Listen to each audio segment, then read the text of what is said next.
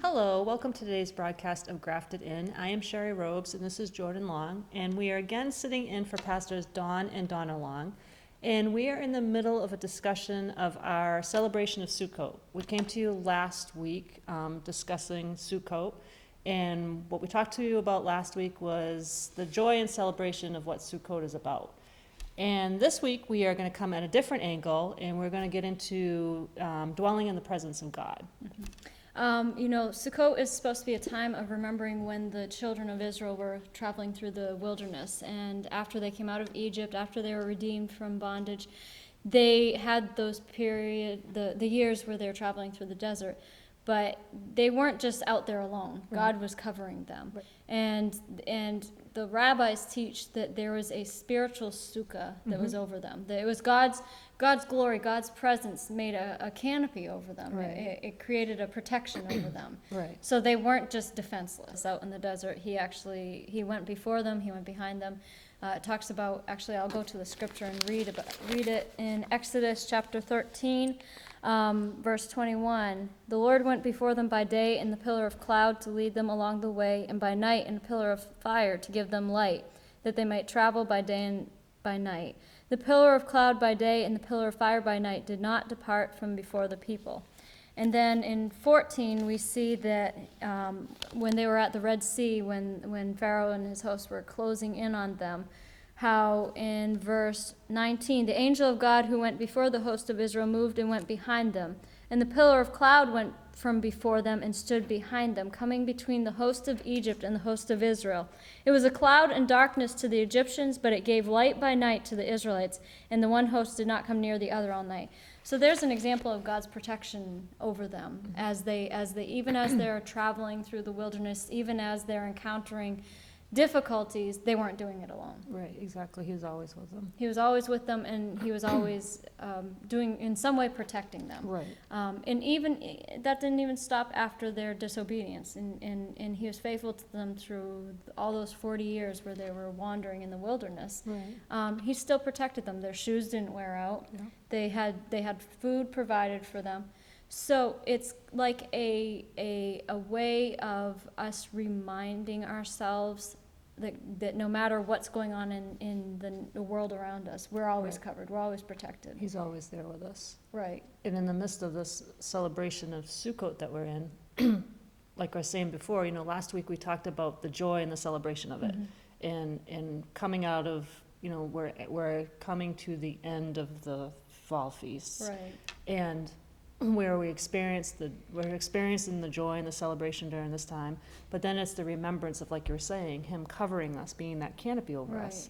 And we, like we do every year, we put up our sukkah, and it's and that's what they do in Israel, and everyone that celebrates throughout the world. They build these sukkahs, and it's getting into your senses of being in his presence because of what the sukkah represents, Right. and having the so-called canopy of the sukkah underneath you. Right.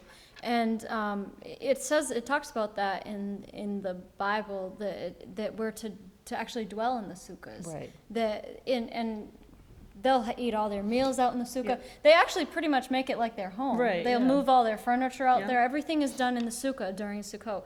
A lot of them actually take it off as a vacation week. Yeah, they do. Yeah. But they sleep out there no matter whether it's cold, Yeah, whatever. definitely. But the rules are that the sukkah's roof is meant to be have gaps in it, so Right. you can see through it. Ours is made out of bamboo. Right. So when you lay there at night, you can look up and you can actually see the stars. Right. So it's like it's getting into your senses that your protection, your safety, your security isn't based on how big your house is. It's Right. not based on how your alarm system. It's not based on the security of the physical, material things around you. Right. But your true security comes from Abba. Right. Right. It's based on that, like, we have some people in our congregation that will actually spend a night in the sukkah. And I know times past, we've done it, and, laying there at night and staring up through that and seeing the stars and stuff, it gives you a sense of the awness, of the greatness of who God is. Yeah, and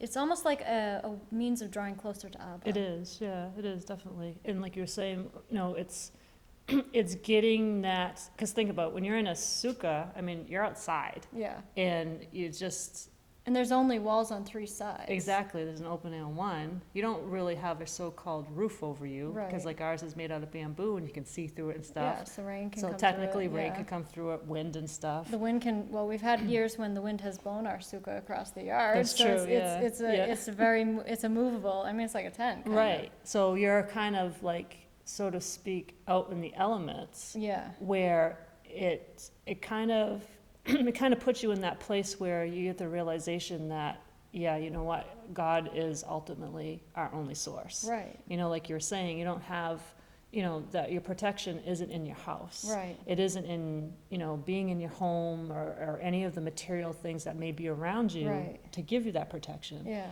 What you got to come to the conclusion of is it's God that's your ultimate protection. right, And so when you're out in that sukkah, like for us, I Mhm. mean, you know, we're in a sukkah at nighttime, and, you know, exposed to the elements or whatever, you know, and, you know, we're kind of on a so-called, kind of a busy road and stuff, Yeah. so. But there's never a sense of feeling like you're not safe here. Definitely not, definitely not. Especially when you're laying there at night and you're staring up at the stars. Yeah, And you're realizing The that the creator of the creator of all of universe. heaven and earth yeah, is watching over us. Yeah. He's got that canopy of protection over us. right, and I think that's the spiritual aspect of it, that Yep. they talk about the clouds of glory that Right. covered the Israelites for those years that they're in the wilderness. And you know, the wilderness that desert is a hard place to be in. Yeah. You know, the elements, the heat, the cold at night, Mhm. and whatever animals might have been out there. But even though they didn't have any solid structures, they didn't have homes, they had tents, they were moving around in the desert. Right.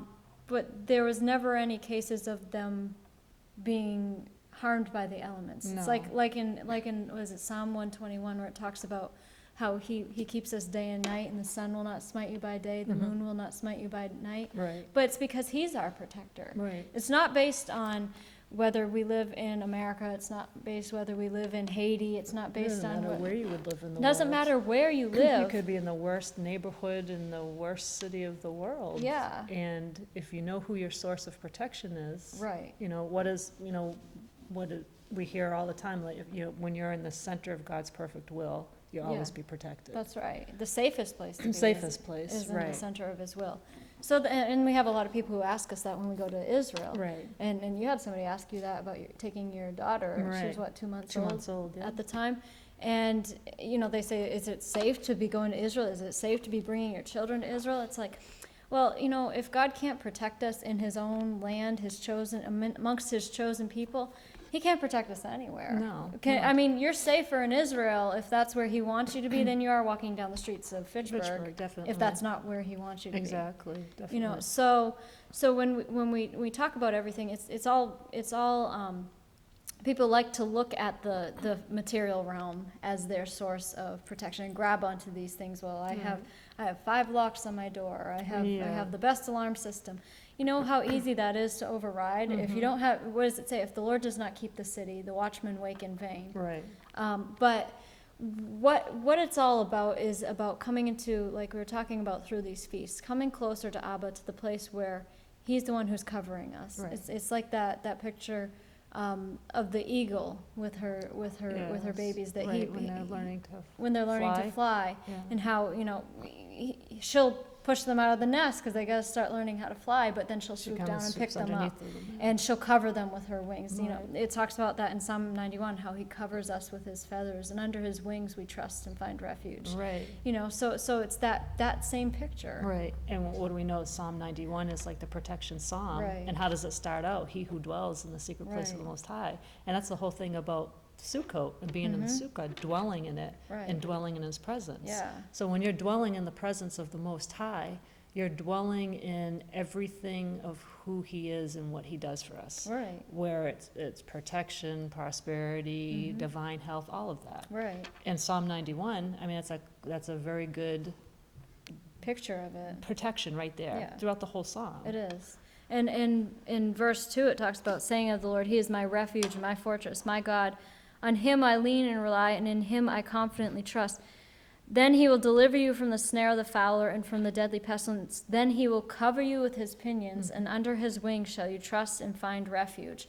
So it's like there's an order to things. You know, Right. first we take him as our refuge, and then he covers us. Right. But and it also talks further down in there that it's like it's in the first verse where it talks about under the shadow of the Almighty. Right. Well, you know, we may say God is light. There is no shadow in him. That's just speaking of him being over us. Right. It's like that picture of covering something so that it's not exposed to the elements. Right. That he's over us. Right. Kind of like the thing that comes to my mind is like if I'm out somewhere with my daughter and it starts raining outside. Yeah. And we're in the store. Yeah. And it's like, oh man, I forgot my umbrella. It's in the Yeah. car. I Yeah. want to protect her from the Right, rain see. so I take my jacket, you know, and have her and put Have the the jacket jacket underneath over, her, right. and I'm covering her. I'm protecting her from the rain and Right. stuff. And so it's that, and it's an automatic like motherly instinct. is. Okay, I'm going to protect my child. Yeah. So I'm going to cover her with something to Right. keep her protected. Right. And it's the same way with Abba. Would we think that as humans we would be more than Abba is protected? Seriously, and that's how it is with him. It's like, okay, you know what? I'm going to cover my children. I'm going to keep you protected from anything. Right. But what would happen if Azrieli started fighting that and tried to get out Came out from under there? the Then covering. she's removing herself, and then she's exposed to the elements. She's Exactly. exposed to the rain. Exactly. So it's really basically, it comes down to our choice. You know, he says that no weapon formed against us will prosper. He has all the promises of protection in the Right. Word. All these promises in Psalm 91, that 1,000 may fall at your side and 10,000 at your right hand, it won't come near you. This is all based on if you choose to dwell in the secret place. Right. What does it mean to dwell? Right. It means to stay there. stay there, to It's not abide coming in in, coming out. No. I'm here one day, I'm leaving the next. Right. You know, it's a solidness and a security of being in his presence. Right, That it's exactly. not just we come into his presence once a week on Sunday or Saturday. Right. It's that we dwell in his presence continually. Exactly. To abide in him. Right. And Yeshua talks about that, how abiding in the vine. You know, Yeah. that picture of if you remain in me and my Right. words are in you, you ask whatever you will and it will be Right. done for you. It's the same thing with the picture of Psalm 91. Yeah, definitely. And when you're talking, you know, there's another aspect of it too when you're talking about when it says, you know, trust in them. Mm-hmm. You know, like when we're sleeping out on that sukkah, Yeah. you know, we're out in the elements. There's been some nights when it's been pretty cold out Yeah. there. Okay, pretty cold. We've had some windy nights. I think one year it actually started like It started sprinkling on raining us or on us, something. yeah, it did. You know, but you know, we're out in that sukkah, and you know, we got an open door and everything, and it comes down to trusting him also. Exactly. And Even just the simple. Maybe we're not out in the desert like the Israelites were in the wilderness, Right. but just sleeping in that sukkah for one night Exactly. can really get that picture into your mind. It gets it Yeah. into your senses. Right. And just like even the Israelites, when they were traveling like that, you know, he provided everything for them. Mm-hmm. You know, he provided their food, their drink, their protection, Yeah. everything while Yeah. they were on this journey. And is no different for us than it was for them. Right. You know, when we're on a journey with him, he provides everything for us. Right. And it's as long as we're, like you were saying, as long as we're dwelling within him. Right. And we can't be one day in, one day out type of thing. Mhm. I mean, think about it in a earthly relationship. If you're really trying to have a close, intimate relationship with somebody, Mhm. you can't just like, so to speak, dwell with them Right. one day and Yeah. then don't speak to them or have any communication or Right. presence for like Yeah, a week ignore them. and just come back in, Yeah. you know, a week later and, you know, you're not It's gonna. you that's- can't carry on a relationship Exactly. like So, you know, and the thing with Abba, who's so much more than anything to Right. us. And it's the whole thing of, you know, dwelling in him. Right. And there's so many scriptures in the Bible that talks about dwelling in his that. presence. Oh yeah. Because in his presence is where All our needs are met. everything that we need is in Mhm. his presence. Mm-hmm. And you find the like we were talking about last week, the fullness of joy is in his Right. presence. All of, if you look through the fruits of the spirit, love, Yeah. joy, peace, Right. the total security, the safety, the peace that we The have freedom of within that. us. Yeah.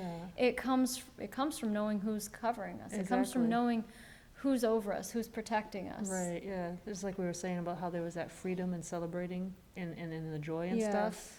there's also freedom with being like, you know what, I know my daddy's got my back Right, covered. exactly. So- You don't have to worry about anything, like Yeshua talks about in the New Testament, where he talks about, look at the lilies of the field. Right.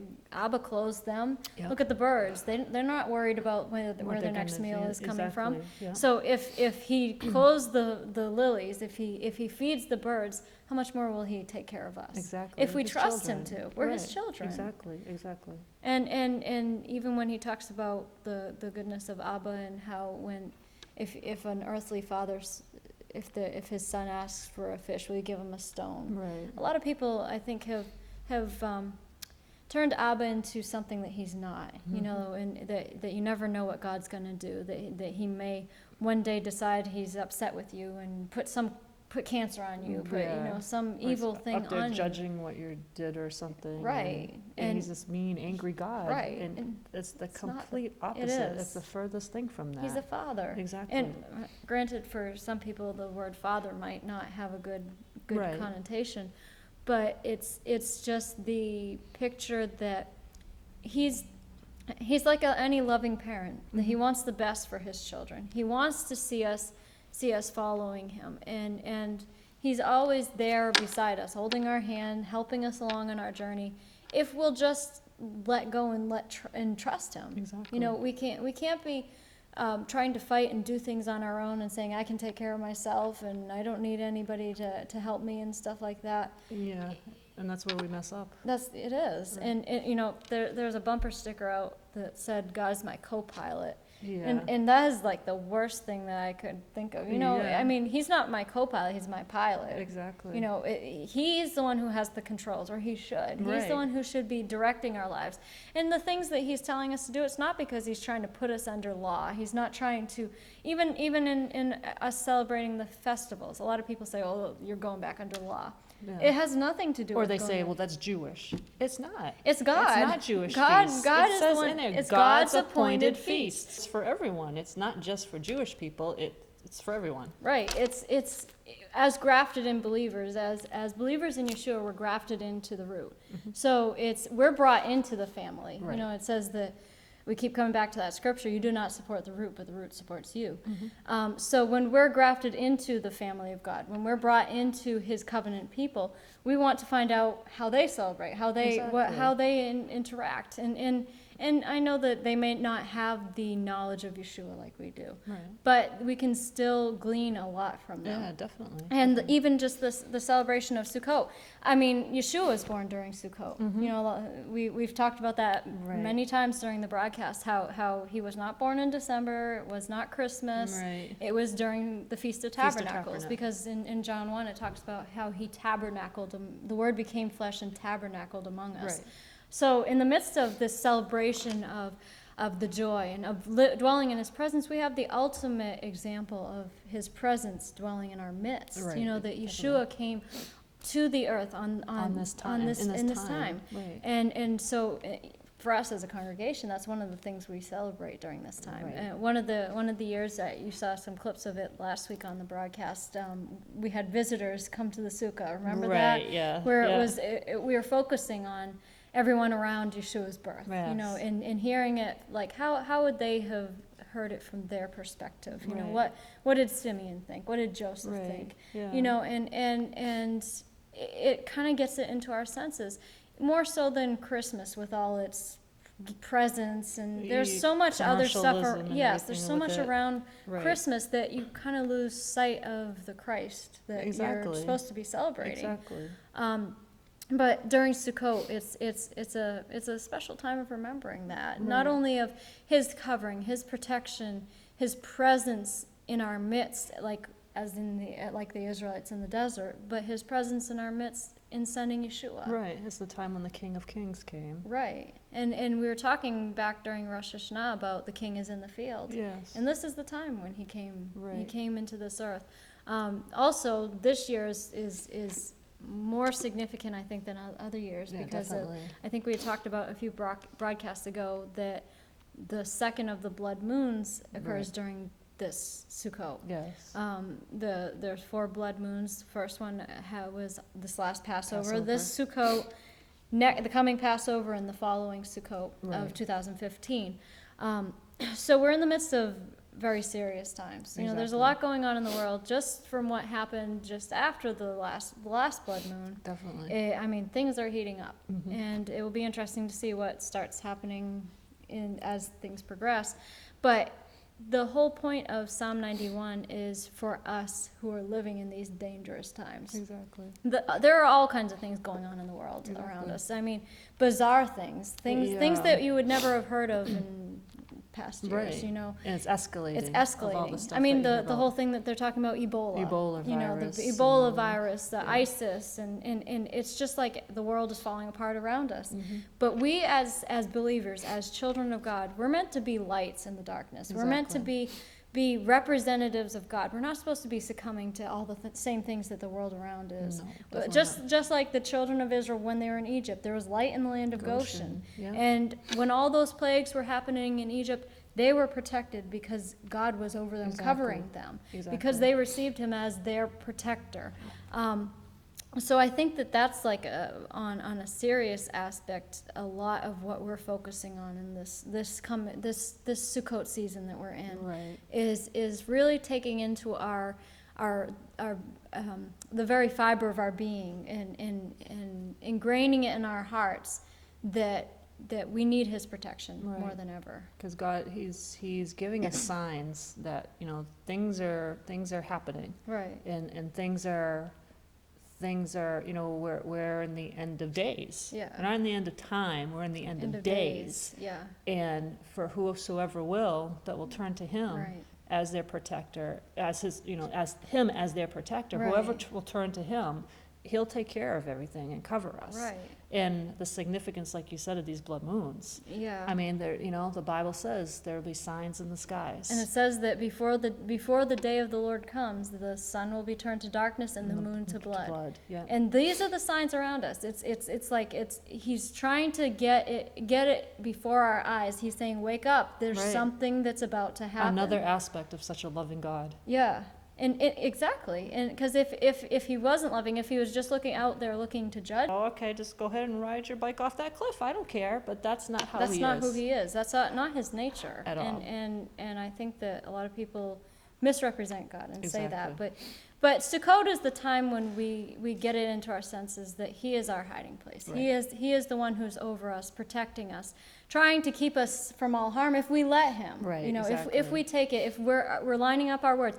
It's a good idea to read Psalm 91 every day. Yes, yep, And definitely. and to really take in the promises of his word and remind ourselves that he's our refuge, he's our fortress, he's the one who is protecting us. And Sukkot is the best time to remember that. Definitely. So we're going to end the broadcast a little differently again, and there's going to be another dance that goes along with what we've been talking about today. So I hope you enjoy it, and tune in next week to Grafted In. Thank you.